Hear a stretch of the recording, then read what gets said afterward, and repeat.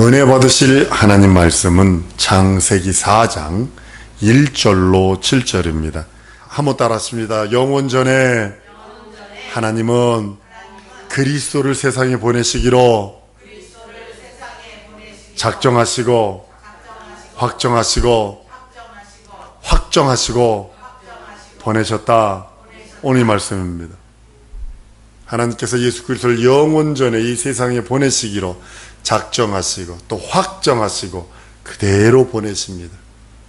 이것이 하나님의 사랑이요, 하나님의 긍휼과 자비와 하나님의 은혜와 은총임을 보게 됩니다.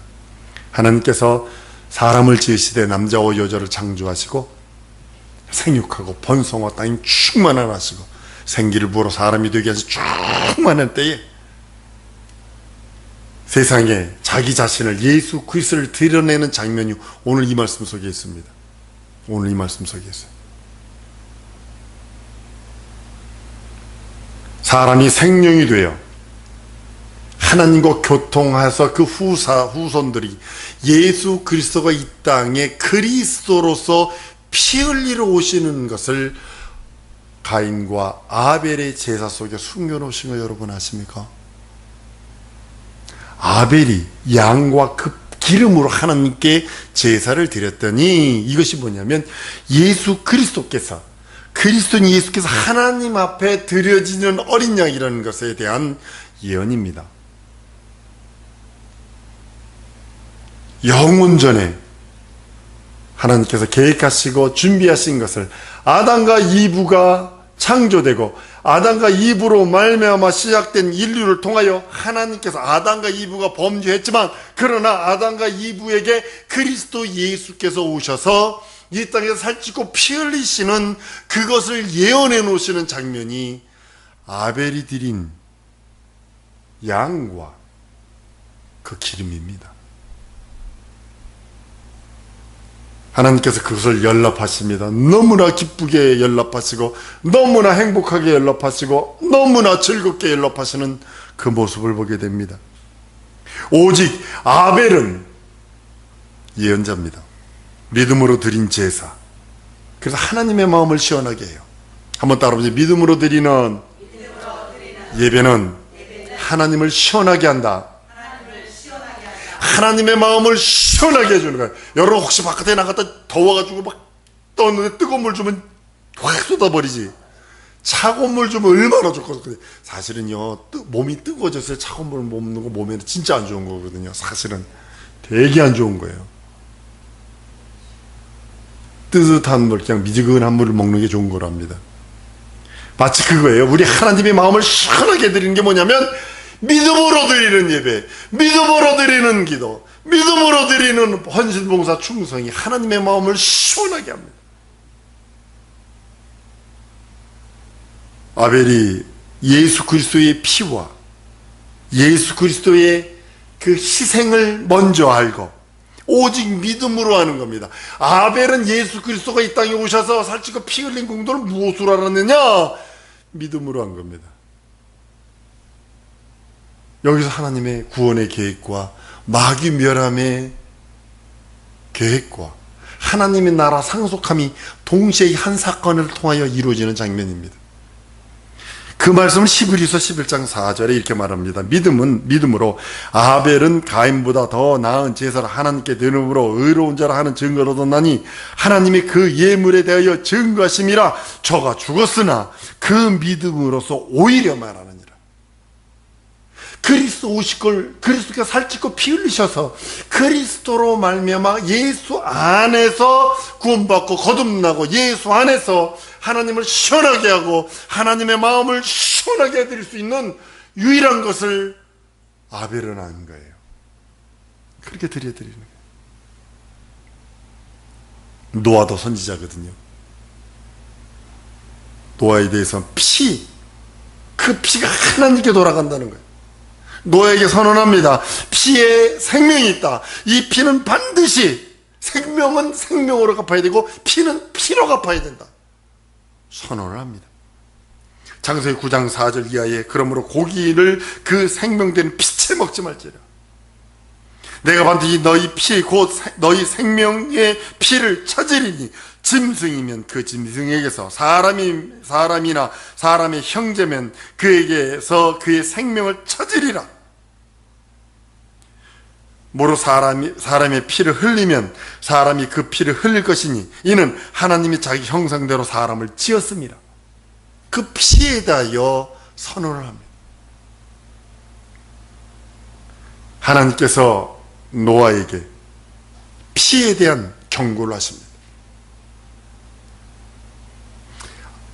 카인은 그 경고하잖아요. 아벨의 그 제사에 대하여 회개하면 될 텐데, 그 분노하고 막 내 제사는 안 받고 왜 분노하고, 어떤 목사님이 이런 소리 듣고 깜짝 놀라세요.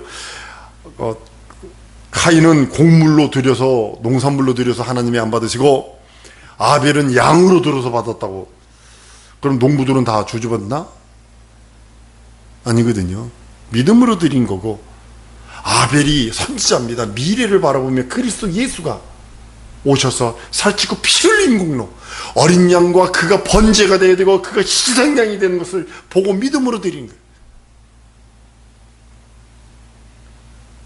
죄의 결과는 사망이거든요. 생명을 잃는 겁니다. 생명을 찾으려면 생명으로, 그 생명을 대신하지 아니하면 얻을 수 없다라고 성경은 아예 창세기 9장에 선언을 합니다. 그 말씀을 그대로 로마서 6장 23절 죄의 삭은 사망이요 하나님의 은사는 그리스도 예수 우리 주 안에 있는 영생이라. 하나님께서 우리들에게 명령하신 그 영생의 말씀, 그 생명은 생명으로 찾아야 합니다. 아브라함도 선지자입니다. 100세에 낳은 아들을 낳자마자 드리라고 그러는 거 아닙니다. 키워서 청소년쯤 되었을 때 그를 번제로 드리라고 그럽니다. 보통 12세에서 15세라고 학자들은 얘기합니다. 저는 12세 같아요. 왜냐하면 지금 12세 때 뭘 하냐면 이스라엘 민족이 성인식을 12세 때 합니다. 12살에 성인식을 합니다. 그래서 성인식을 하기 때문에 그쯤 되지 않았을까라고 생각을 합니다. 아브라함이 하나님의 그 명령에 받아 순종합니다. 이삭은요, 믿음 안에서 죽은 자입니다. 번제가 된 자입니다. 그는 죽은 자입니다. 믿음 안에서. 그러나 하나님이 그 믿음의 소망, 그 주시니까 하나님이요, 찾으시니까 하나님이라는 걸 아는 그 예수가 하나님이 명령하신 그 명령 따라 그가 살아날 것을 믿는 그 믿음 따라 하나님께서 미리 그에게 수양을 준비하십니다. 사냥으로 이삭을 대신하여 하나님께 올려드립니다. 하나님은 예비하신 수양은 예수 그리스도의 모형이며 예수 그리스도의 예표며 예수 그리스도의 언약의 약속의 제물이기도 합니다. 이와 같이 하나님께서 인류를 대신하여 죽은 자로 예비하셨다가 마침내 예수께서 오셔서 대신 죽은 자가 되어 대신 이 땅에 오셔서 나 대신 죄값을 지불하신 그분, 여러분들 하나님의 아들이 나타나신 것은 매우 크고 두려운 날인 거 여러분 아십니까? 천사가 예수님이 탄생했을 적에 하늘에는 영광이요 땅에는 평화라 그러잖아요. 왜 그랬을까요? 땅의 평화? 아니죠. 땅의 평화가 될 수가 없죠. 마귀의 나라인데. 그러니까 이제 하나님의 나라가 진격해 들어오니까 마귀가 그 사슬을 끊어버리고 마귀의 그 권세가 끊어져 버리고 마귀가 정죄되고 마귀가 가지고 있던 모든 공중권세 잡은 자, 세상 임금, 어둠의 주관자가 그가 깨짐으로 인하 예수 안에 있는 자에게 하나님께서는 평화라 명령하시는 거예요. 예수 바깥에 평화 없습니다. 지금 평화 있나요? 처처에서 전쟁, 처처에서 죽었네 살렸네, 처처에서 사기쳤네, 처처에서 전쟁 났네, 처처에서 엉뚱한 소리만 들립니다. 그러나 예수 안에 있는 자는 평화로다. 하늘에서 내려온 하나님의 평화가 충만한 겁니다. 말라기 4장 1절 2절 이렇게 말합니다. 만군의 여호와가 이르노라. 보라, 극한 풀무불과 같은 날이 이르리니 교만한 자와 악을 행하는 자들은 다 초계 같을 것이라. 그 이르는 날이 그들을 살라 그 뿌리와 가지를 남기지 아니할 것이라 그래요. 그날, 예수가 오시는 그날, 하나님의 아들이 오시는 그날, 전능자가 오시는 그날, 기독교에서 예수 그리스도가 초림, 예수가 심판의 날이라는 것을, 심판의 카운트다운이 되었다는 것을 제대로 가르치지 않은 것 같아요. 다시 오신대. 그리고 그걸 어떻게 해석을 해버렸냐면, 천천년설, 후천년설, 무천년설 해가지고 아주 무한대로, 재림을 무한대로 늘려버렸어. 오신다고 그랬으니까 그건 믿는데, 근데 우지 오실 줄 몰라. 그래가지고 무한대로 늘려버렸어. 말라기 4장 5절 6절에도 보라, 여호와의 크고 두려운 날이 이 말이니 그랬어요. 하나님이 크고 두려운 날이 뭐냐면 예수가 오신 날이에요. 물론 재림 때는 말할 것도 없겠죠. 그래서 초림 예수 때부터 매우 무섭고 두려운 날, 매우 덜덜덜덜 떨어야 하는 날. 왜 그러냐면 그날에 주님이 어느 한 날 부지불식 중에 모든 것을 끝내버릴 수 있는 날이 시작됐기 때문입니다. 성경은 엘리야가 먼저 오고 그 다음에 예수께서 오신다고, 그리스도가 나타나신다고 증거를 합니다. 그리스도는 이 땅에 오셔서 우리를 구원하시는 것과 마귀를 멸하시고 또 만유의 주요 만왕의 왕이 되셔서 우리를 통치하십니다. 그러나 지금 우리가 눈에 보이는 하나님의 말씀, 지금 우리 여러분들이 읽고 있는 이 눈에 보이는 하나님의 말씀에도 순종하지 순복하지 못한다면 지금 눈에 보이지 않는 그 하나님으로부터 어떻게 오는 명령을 순종할 수 있을까요?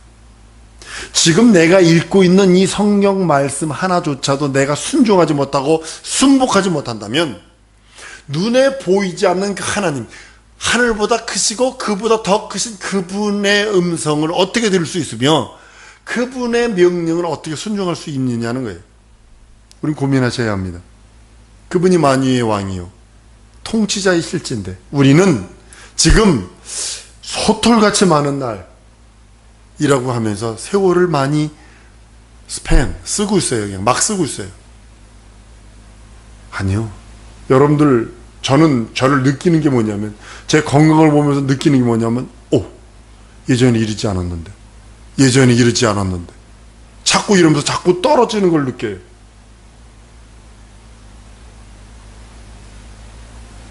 세상 공중 권세 잡은 자를 멸하시고 우리를 그 손에서 건지시고 우리에게 하나님 자녀되는 권세를 주시고 이 세상 원수마귀 귀신 사단의 세력을 이길 수 있는 능력을 주신 것은 말씀으로입니다. 예수를 믿는 믿음 안에서 그 말씀으로입니다. 성경은 이렇게 말씀합니다. 강한 자로 먼저 가서 결박한 후에야 그 집에 있는 것들을 늑탈한다고 그랬어요. 사단을 예수께서 오셔서 강한 자를 묶어버리시고 그 권세를 파괴해버리시고 그가 가지고 있던 모든 것들을 파괴시켜버리고 죽음의 권세, 사망의 권세 다 깨버리고 이제 그 안에서 우리가 자유해방당함을 명령하시고 하나님 앞에서 하늘로서 쫓겨난 자의 마귀는, 한번 따라합니다. 마귀는 하늘로서 쫓겨난 자다. 무서워할 필요 없어요. 공중권세 잡은 자인데 이제는 예수께서 오셔서 뭐라고 그러셨냐면 사단이 하늘로서 떨어진 것을 보았다고 그랬어요.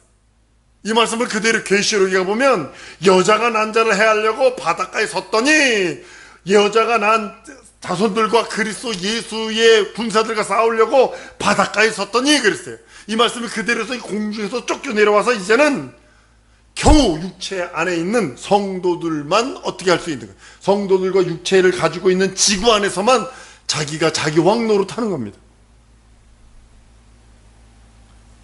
지상으로 쫓겨나자 내려온 마귀는 무장해제가 됐어요. 그래서 속이는 거예요. 여러분들 속이고 예수 믿는 사람들 속이고 두 마음 들게 만들고 잡념 들게 만들고, 시험 들게 만들고, 다른 것들 보게 만들고, 이 원수 마귀 귀신 사단들이 하는 짓들입니다. 왜냐하면 자기 권세가 깨졌고 자기가 무장해제가 되어버렸고, 군인들이요 항상 어디를 갈 때든 뭐 하냐면 군화를 일단 타이트하게 맵니다. 그리고 허리띠를 딱 묶습니다. 그런데 군인이 잘못하거나 감옥에 가면 어떻게 하는지 아세요? 일단 군화를 풀어버립니다. 군화를 풉니다. 그러면 도망갈 못 가니까 헐떡헐떡 거리니까 못 가요. 군화 그 줄을 다 클러버립니다. 헌병들이 범죄자 군인 범죄자들 딱 잡을 때 군화끈을 다 풀어버립니다. 그리고 걸으면 쓰레빠 씌는 것처럼 털터덕하게 걸어가게 만들어요. 뛰지 못하도록. 마찬가지로 그리고 가지고 있던 모든 것을 다 벗겨냅니다. 여러분 감옥 가면 어떻게 하는지 아세요? 남자고 여자도 하는 게 뭔지 아세요? 온몸에 있는 옷을 실오라기 하나도 걸치지 않고 다 벗깁니다. 혹시 무기 숨겼을까봐 싹 다 벗깁니다. 그리고 교도소에서 주는 옷을 줍니다. 여러분들 잘 들으셔야 합니다. 마귀는 한번 따릅니다. 마귀는 무장해제됐다. 두려워할 필요가 없어요. 여러분들이 예수 이름으로 대적하면 그가 떠난다 그랬어요. 떠난다 했어요. 그의 쫄자인 귀신들 그거는 나간다 그랬어요. 떠나간다 그랬어요. 왜냐하면 강한 자를, 세상의 임금, 우리가 어찌할 수 없는 세상의 임금, 공중 권세 잡은 자, 흑암의 권세자를 그 강한 자보다 더 강하신 우리 하나님께서 오셔서 그를 결박하고 그를 정죄하고 그를 심판해서 그를 무장해제 시켜버려요. 무장해제가 되는 장면이 어딘 줄 아십니까? 마태복음 4장에서 40일 금식하고 온 예수에게 명령하는 겁니다. 당신 하나님이라며, 하나님의 아들이라며, 돌로 떡덩이 먹여봐, 높은 곳에 뛰어내려봐, 천사가 너 받을 거야, 내가 천의 영광을 줄 테니까 내게 절해봐. 사탄아 물러가라 쫓겨냅니다. 그 순간에 마귀는 떠났습니다. 그 뭐냐면 마귀의 가지고 있는 진대는 다 끝난 거예요. 그리고 나서 예수를 가지고 와서 이제 마귀가 하는 게 뭐냐면 재 뿌리려고 그러는 거예요. 재 뿌리는 거예요. 재 뿌리려고. 많은 사람들 충동해서 돌로 잡아 죽이려고 그러지, 벼랑에서 밀어 떨어져 죽이려고 그러지. 근데도 과감하게 자기 때가 되지 않은 걸 알고, 만약에 돌에 맞아 죽었다면 예수는 구세주가 될 수 없습니다. 예수가 만약에 낭떠러지에 밀려 떠내려 죽었다면요, 예수가 될 수 없습니다. 구세주가 될 수 없어요. 그러니까 마귀는 그렇게 해서라도 이 하나님의 아들 예수 그리스도가 만유의 구주가 되는 거, 만왕의 왕이 되는 거, 심판주가 되는 거, 이걸 방해하는 거예요. 끝까지 방황에다 최후의 십자가에 달려 죽여요. 근데 그것이 뭐냐면 결정적으로 자기 발목을 도끼로 패는 것 같은 거예요. 자기 머리를 자기가 찍은 그런 현상이 십자가입니다. 그리고 그것으로 인하여 마귀는 완전히 무장해제야 됩니다. 예수 믿는 방구나 풍풍 껴대고 그 트림이나 그 끄게 되는 동물적인 나, 그러나 나일지라도 내 안에 예수 그리스도가, 내가 그리스도 예수 안에만 있으면 명령하면 떠나버리는 존재가 되어버렸어요. 두려워서 우리를 떠나버리는 존재가 되어버렸어요. 왜냐하면 자녀되는 권세가 있기 때문에. 하나님의 영원하신 그 생명, 그 피의 생명이 내 안에 있기 때문에. 영원한 하나님의 그 진리의 말씀, 영원한 생명의 말씀, 영존의 말씀이 내 안에 있기 때문에. 사랑하는 성도 여러분, 귀신은 예수 이름 앞에 애고라고 떠나갑니다. 복고라고 떠나갑니다. 예수를 바라보면 군대 귀신 들린 자가 와서 그럽니다.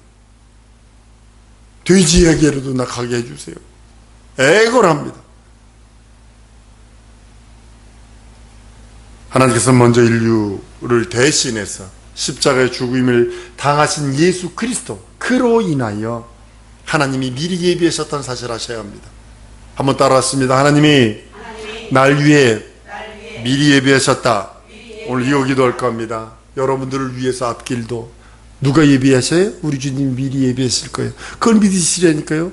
천국도 보상도 생명도 영생도 다 준비하셨어요. 그걸 믿는 거예요. 현실의 문제들도 주님이 예비하셨다고 믿는 거예요. 참 믿음 될 줄 믿습니다. 이 시간에 기도할 때 예수여 날 위해 미리 예비하셨군요. 감사합니다. 하나님 내 평생 예수 안에 있겠사오니 생명 안에 있겠사오니 거룩함 안에 있겠사오니 나와 함께 하시고 내 믿음 강한 믿음 주시고 날 위해 예비하신 그 은혜와 은총을 알게 하시옵소서. 예수의 이름 부르고 통성으로 기도합니다.